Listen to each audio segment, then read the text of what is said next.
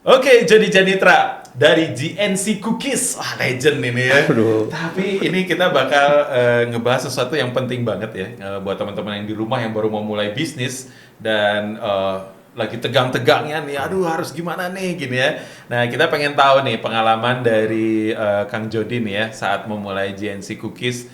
Daging-daging apa saja sih yang bisa di-share ketika memulai bisnis yang namanya GNC Cookies? Oke, saya Assalamualaikum warahmatullahi wabarakatuh. Kang Ucai. Waalaikumsalam warahmatullahi wabarakatuh. Sahabat lama. Iya. Saya harus jelasin dulu Iya, iya, sedikit bahwa saya ini generasi kedua. Jadi yang memulai ini almarhum papa sama mama. Tapi ya saya ngikutin lah step by stepnya gitu ya. Mudah-mudahan bisa sedikit sharing buat teman-teman di rumah. Gitu. Jadi dagingnya itu yang saya ingat ya. Kita pakai sistem reseller, jadi pemasaran pakai sistem reseller. Terus juga yang saya lihat dari karakter papa dan mama itu mentalnya berani aja gitu, berani memulai. Sama poin berikutnya Blue Ocean strategi, walaupun nanti saya jelasin itu kita nggak sengaja masuk ke gitu ya. Blue Ocean strategi. Ternyata ada tuh teorinya Blue Ocean strategi itu ya. Dulu menghafal. Oke, kita bungkus, kita bahas satu persatu. Daging semua. Oke, Jody. Sehat? Alhamdulillah. Assalamualaikum warahmatullahi wabarakatuh. Waalaikumsalam warahmatullahi wabarakatuh. Oke, ini Jody ini salah satu ya buat saya sih legend ya, karena Bandung tuh kalau udah masuk ke Jalan Riau yang sering saya lewati, dan saya juga anak nongkrong daerah situlah gitu ya. Dulu sama anak deketnya di Starbucks sih waktu itu. Ya suka kelewatan dan selalu jadi ada kesan gitu ya di Bobber Cafe waktu itu namanya, dan waktu itu tempat pertama GNC Cookies di situ waktu itu. Itu kedua. Oh, kedua. Yang pertamanya di Bojongkoneng. Oh, Bojongkoneng. Iya. Nah, disitulah Bobber tuh dulu ya banyak berseliweran lah orang-orang yang sekarang mungkin ada di TV ya, ada di majalah. Anak-anak stand up komedi awal-awal dulu di situ ya, Bobber ya, segala macamnya. Semua tuh pada ngumpul di sana, pada open mic segala macam. Wah, gokil lah pokoknya. Cuman ini kita ngebahasnya bukan Bobber Cafe, tapi ngebahasnya adalah GNC Cookies, yang dimana GNC Cookies ini adalah salah satu unit bisnis yang memang dari keluarga ternyata ya. Betul. Ini dimulai dari keluarga dan tadi sempat ngobrol ini generasi kedua. Ya, generasi kedua berarti dari bapak ke anak. Betul. Nah, legasinya gitu ya. Betul. Alright. Nah, ini gimana nih teman-teman, kan banyak nih yang deg-degan mau mulai bisnis apa, apalagi di era seperti sekarang gitu ya, yang cukup ya sebutlah ujiannya lebih dahsyat lagi, tapi saya yakin ini menghasilkan orang-orang yang lebih kuat ya, dengan situasi yang wah ini lagi ngeri-ngerinya lah. Tapi biar kita bisa sama-sama dapat lah ilmu ya. Waktu awal memulai GNC Cookies ini kan tadi poin pertama tuh sistem pemasaran reseller gitu ya. Betul. Dan itu terjadinya organik atau memang sudah ada teori sebelumnya yang disusun gitu? Organik. Jadi learning by doing lah gitu. Coba-coba terus karena bakatku butuh. Bakatku butuh, ini herian orang Sunda ya.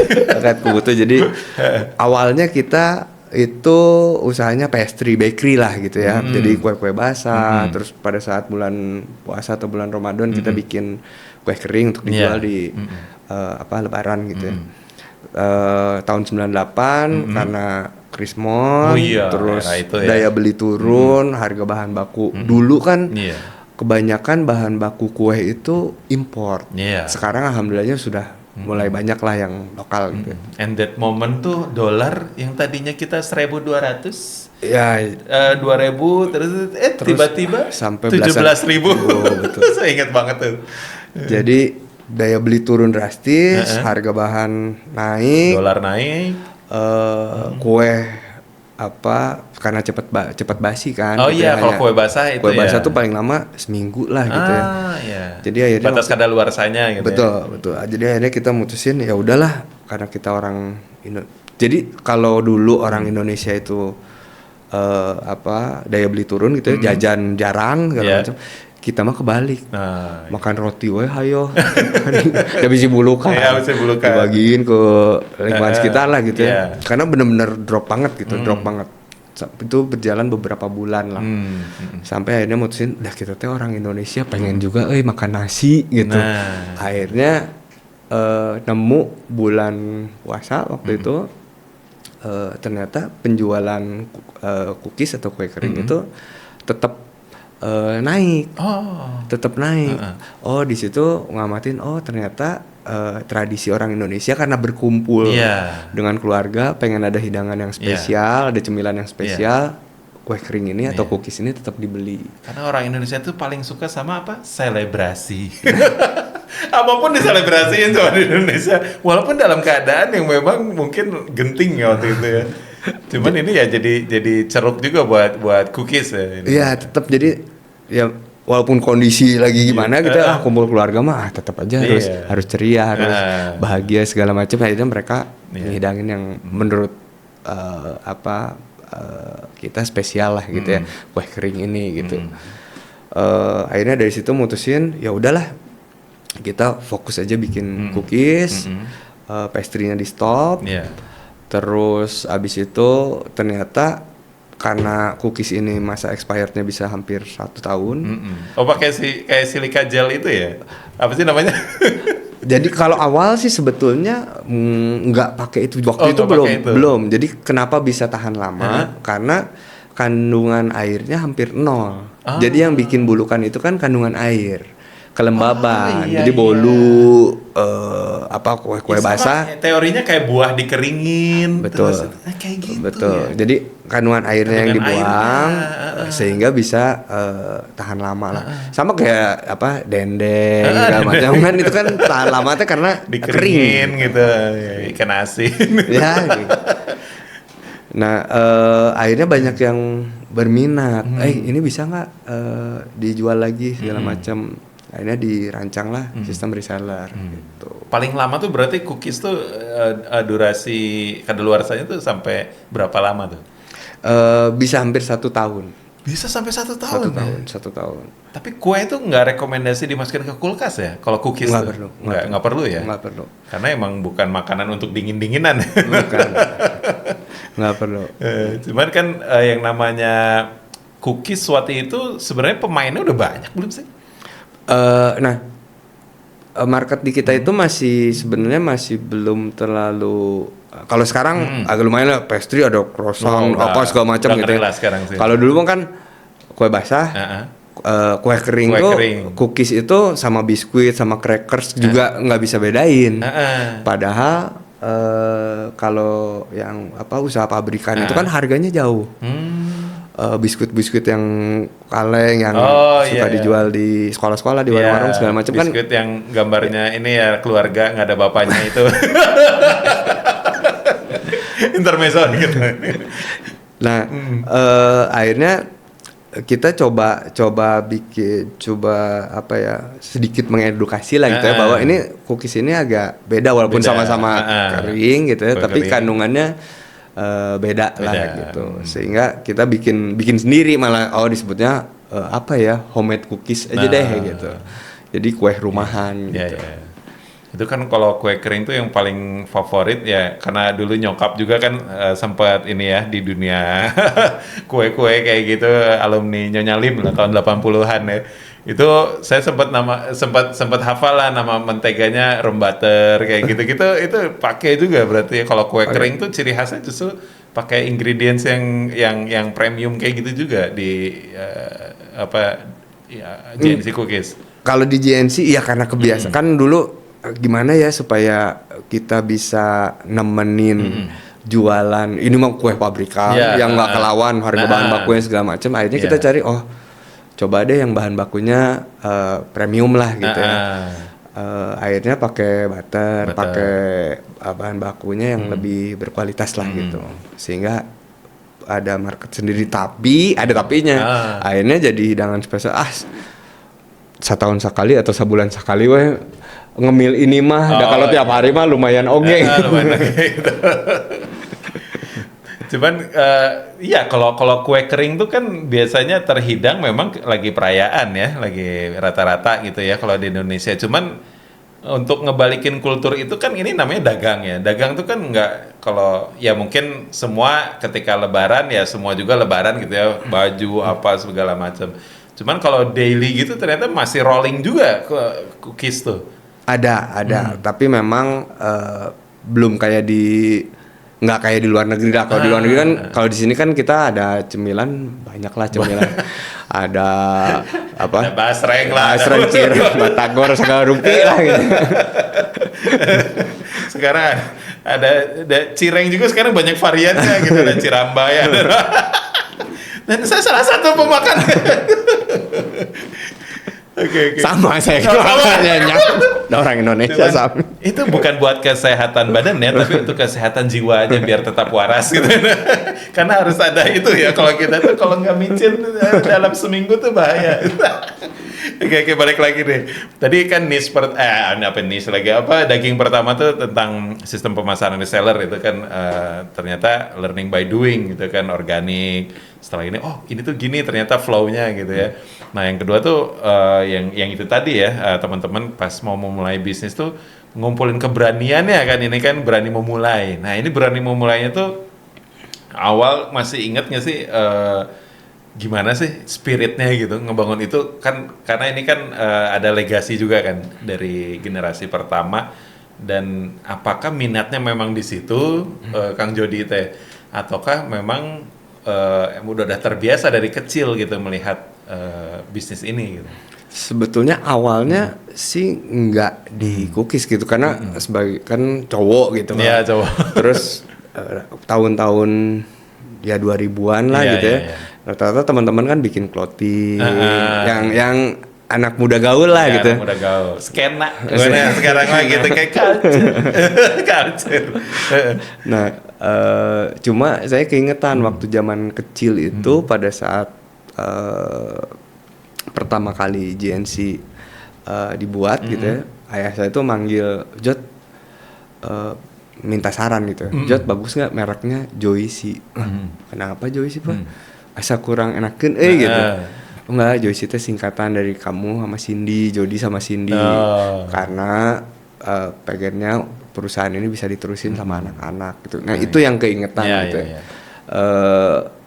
Karena itu terngiang terus begitu tahun 2008 apa 2009-an lah gitu ya. Ayah saya waktu itu ngajak ngobrol lah gitu. Jod, di Pinang lah ceritanya. Jod, bantuin lah di GNC. Papa lihat kayaknya kamu waktu itu Bobber tuh baru jalan beberapa tahun lah gitu. Kayaknya lumayan kamu ngelola bisnis bisa gitu. Bantuin lah di GNC. Ya akhirnya keinget waktu kecil gitu. Ya udahlah, cobain deh. Kalau di Bobber mah ketemunya teman-teman gitu yang sekarang alhamdulillahnya juga udah pada sukses lah gitu.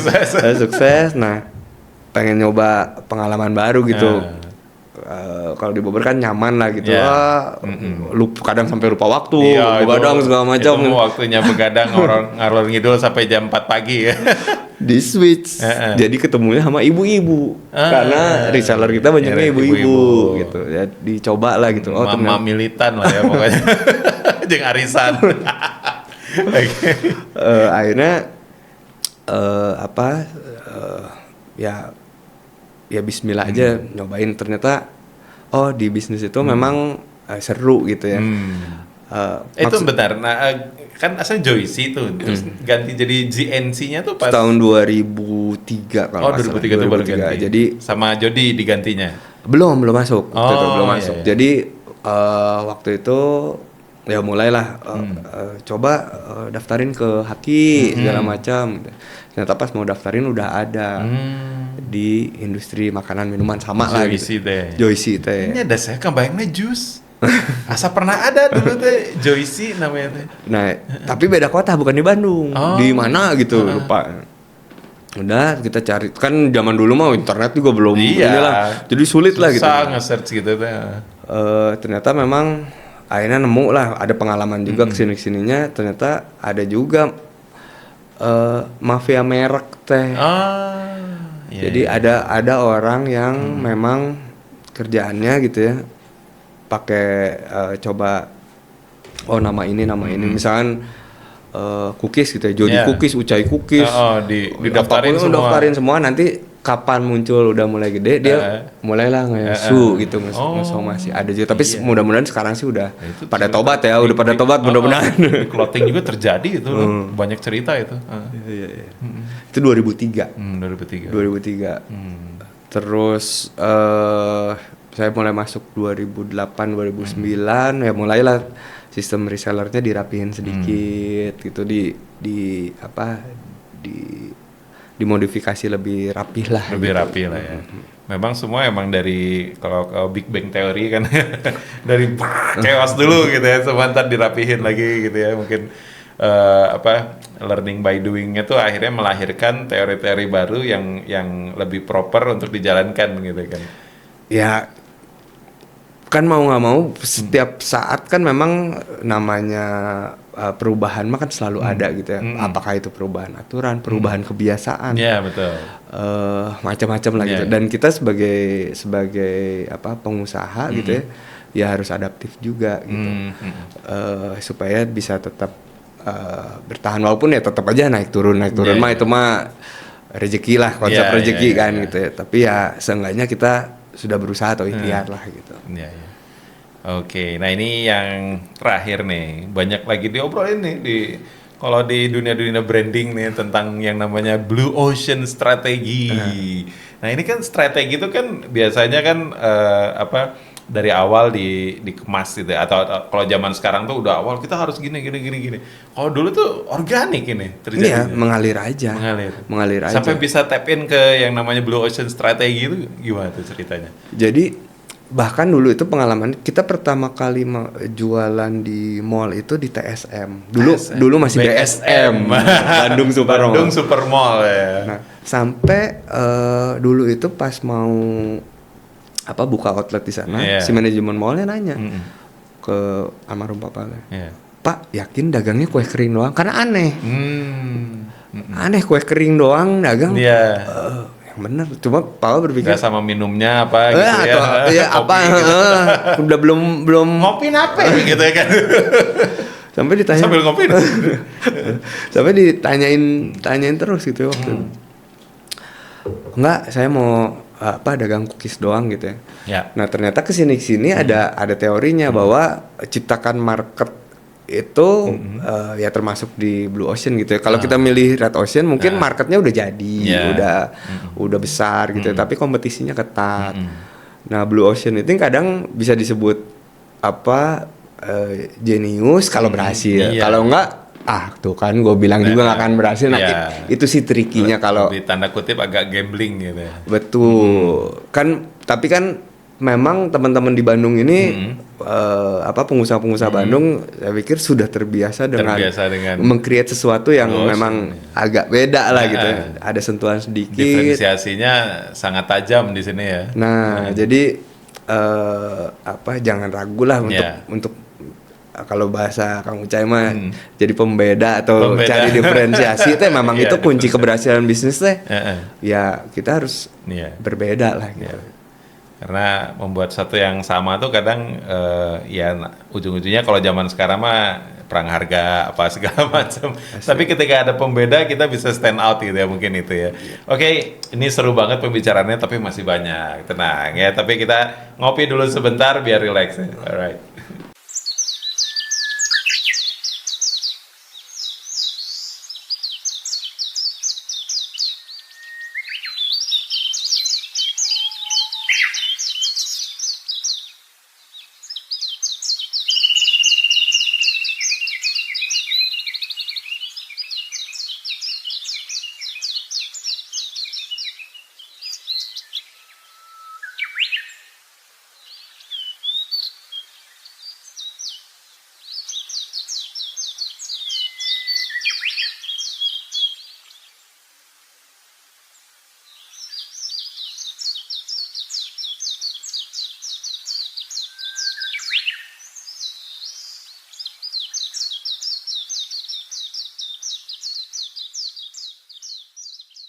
Today's donut, simple, tasty, and delightful. Daging semua. Oke, Jody ini ya dalam bisnis makanan kan kayak kue kering itu kan alur produksinya nih sangat menentukan kualitas ya. Dan boleh di-share nggak nih daging-daging atau tips ya yang praktis dalam manajemen produksi, dalam penentuan bahan-bahan lah segala macam kan kue tuh cukup ini ya, cukup agak tanda kutip ya agak ribet gitu ya. Dan pengelolaan SDM-nya itu sendiri seperti apa nih? Ada dua daging yang bisa di-share. Yang pertama adalah perencanaan produksi, yang kedua inventory control. Alright, kita bungkus, kita bahas satu persatu. Daging semua.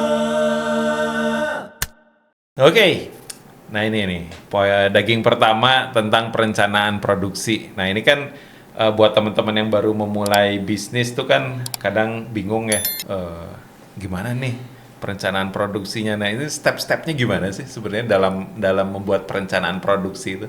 Oke, kalau di kita di GNC itu memang biasanya kita untuk Lebaran nih, Lebaran depan kita pengen jualan tuh berapa banyak sih? Dibikinlah target jualannya sekian banyak gitu ya.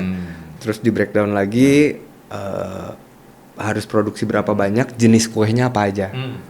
Habis itu kebutuhan bahan bakunya apa aja, kebutuhan SDM-nya berapa banyak.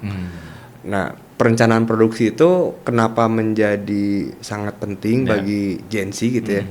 Karena memang kita tadi cara pemasarannya reseller.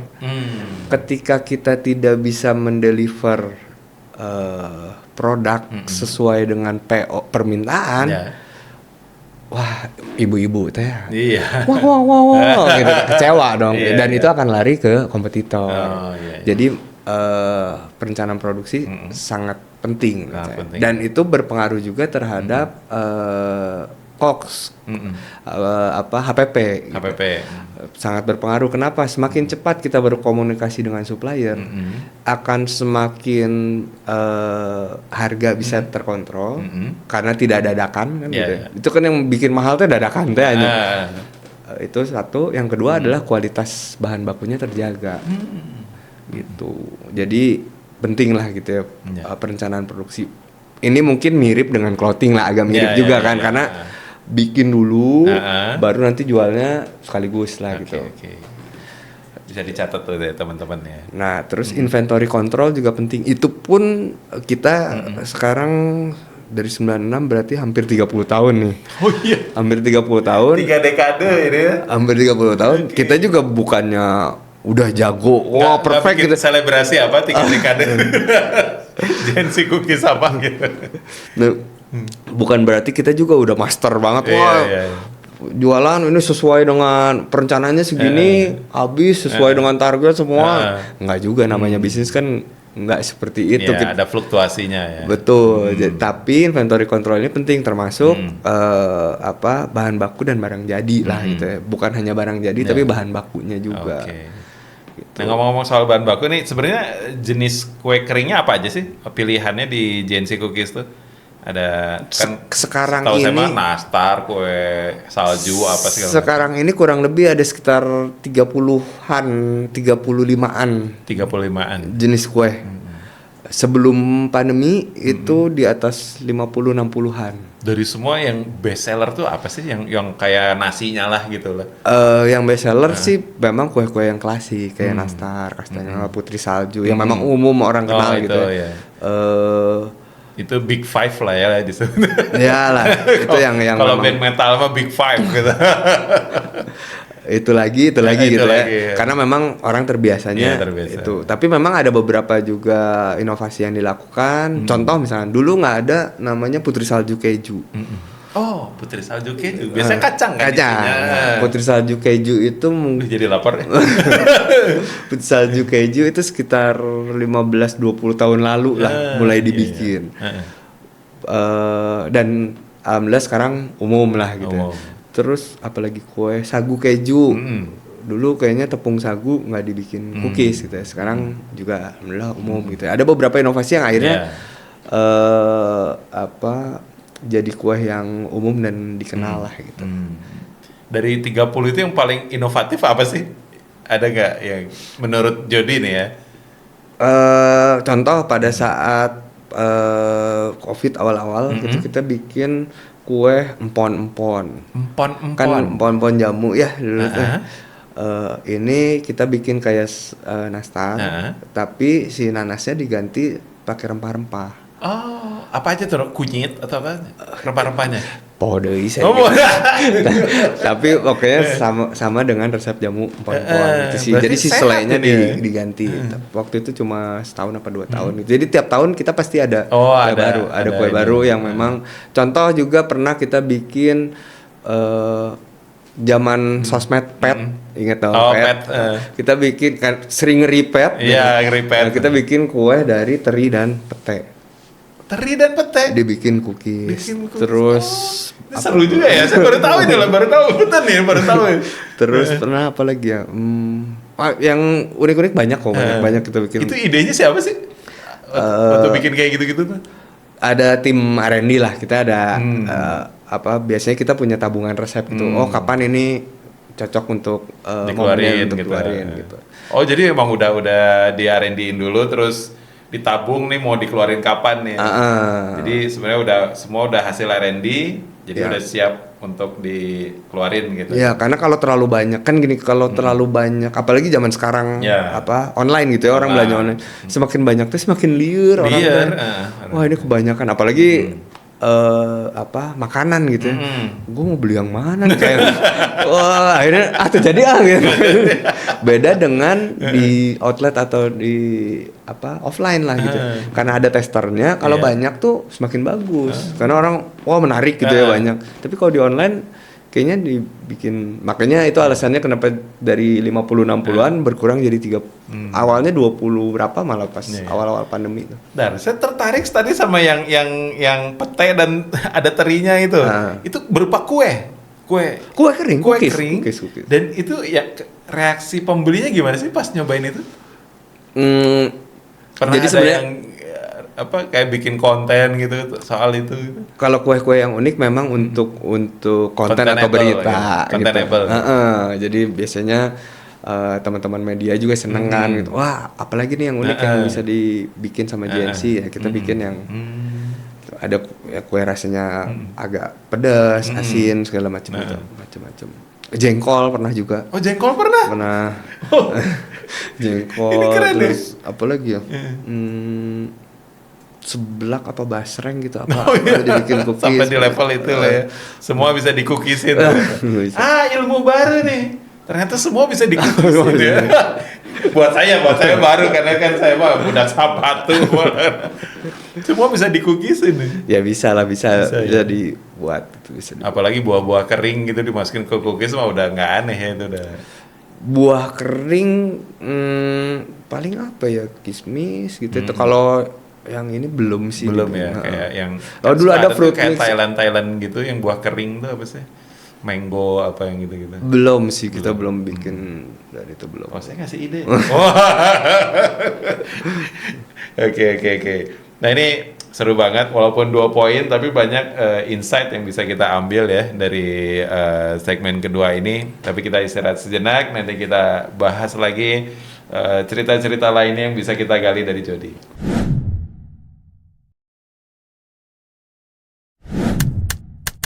Daging semua